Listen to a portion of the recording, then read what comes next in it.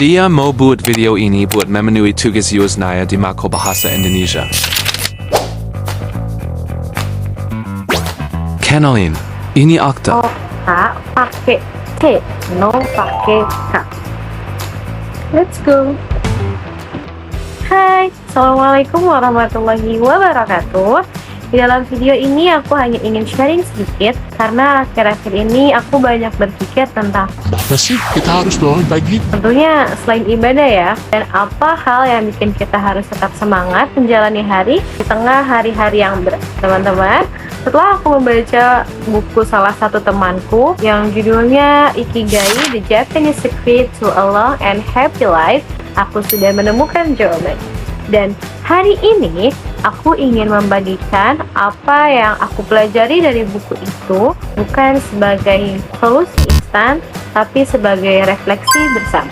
Ikigai itu bahasa Jepang yang artinya alasan untuk hidup, bukan sesuatu yang besar kayak jadi orang yang hebat atau punya jabatan tinggi, tapi justru hal-hal kecil yang membuat kita merasa jadi lebih hidup. Sesederhana mungkin menulis jurnal, menyiram tanaman setiap pagi, memasak buat orang yang disayang, bahkan duduk sambil menikmati secangkir kopi atau teh sambil membaca buku di teras. Dari buku tersebut mengajarkan aku satu hal penting, bahwa kita semua ini mempunyai ikigai, tapi nggak semua dari kita berhenti sejenak untuk mencarinya. Buku tersebut menjelaskan ikigai itu biasanya berada di pertemuan 4 hal. Yang pertama, apa yang kamu suka, lalu apa yang kamu bisa, apa yang bisa kamu dapatkan bayarannya, dan last, apa yang dibutuhkan dunia. Dan kadang kita terlalu fokus pada satu sisi aja, misalnya kerja keras untuk sesuatu yang dibayar mungkin, tapi bukan kita suka gitu, ngikutin passion tapi nggak tahu mau dibawa kemana. Nah, Ikigai ini mengajak kita menyelaraskan semuanya, nggak harus langsung ketemu, tapi dimulai dengan mengenal diri sendiri. Penulis buku ini datang langsung ke Okinawa, Jepang. 4 orang-orangnya hidup yang panjang dan bahagia.